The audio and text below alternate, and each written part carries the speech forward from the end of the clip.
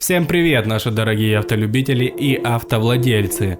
Не так давно россиянам сказали, что можно забыть о покупке нового авто по нормальной цене в 2022 году. И связано это как раз таки с ценами, которые постоянно повышаются из-за дилеров, любящих навешивать допы на машины. Сталкивались ли вы с таким? Пишите в комментариях. А если вы против наценок, то ждем от вас лайков. Посмотрим, сколько нас таких недовольных. Но обо всем подробнее и прямо сейчас. Президент Российской ассоциации автомобильных дилеров Денис Мигаль рассказал в интервью, что о покупке нового автомобиля в 2022 году лучше забыть. И прежде всего лучше позаботиться об уже имеющейся машине. Дело в том, что стоимость автомобилей растет, что вызвано не только нехваткой самого транспорта в салонах, но и большого спроса на них.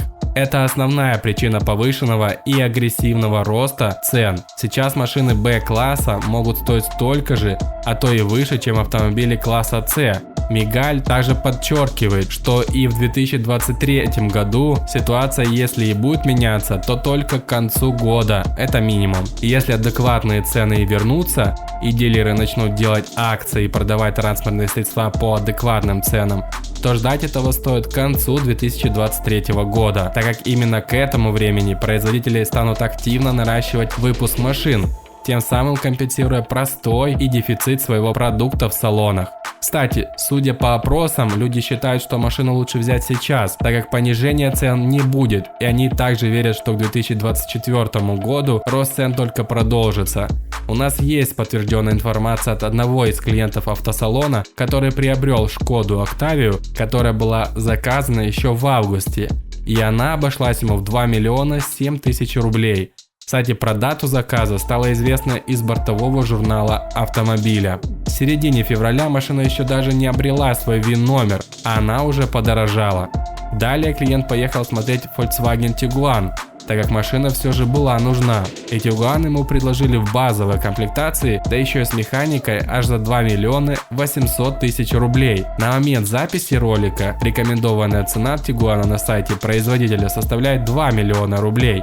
Не кислая разница, согласны? И это в комплектации Респект. Клиент отправился домой думать, ждать ли Октавию, которая еще едет, или брать Tiguan. В этот момент ему звонит дилер и говорит, что вот прямо сейчас есть Октавия, 2 пакета опций, автоматика, мотор 1.4, в общем кожа, рожа, диски, хром. И человек решил взять Октавию за 2 миллиона 700 тысяч рублей, так как понимал, что дешевле уже не будет. Кстати, на момент написания плана видео такая комплектация на сайте производителя стоит 2 миллиона. А вот все остальное это допы, сетки, решетки, накладки, коврики и все, что только умудрились туда впихнуть дилеры, при этом заверив, что это обязательная комплектация. Как бы вы поступили?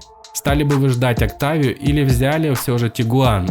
Пишите в комментариях. Владелец утверждает, что ему было выгоднее взять сразу и с допами, чтобы потом не ждать почти 10 месяцев, пока машина приедет. И в этом есть свой смысл, особенно в том случае, когда машина нужна прямо сейчас. Но сколько еще таких клиентов? Может быть, среди наших подписчиков есть такие? Пишите, мы обязательно это обсудим, а самые интересные случаи, возможно, даже выделим отдельным видео.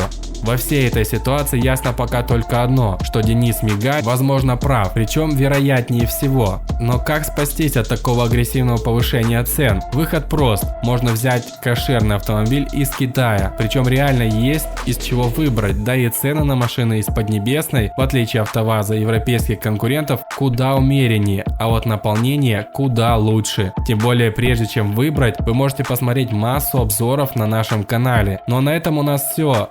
И мы будем крайне рады вашему лайку, подписке и прожатию колокольчика. Это вам позволит не пропустить ничего интересного на нашем канале. Увидимся в нашем следующем видео уже завтра.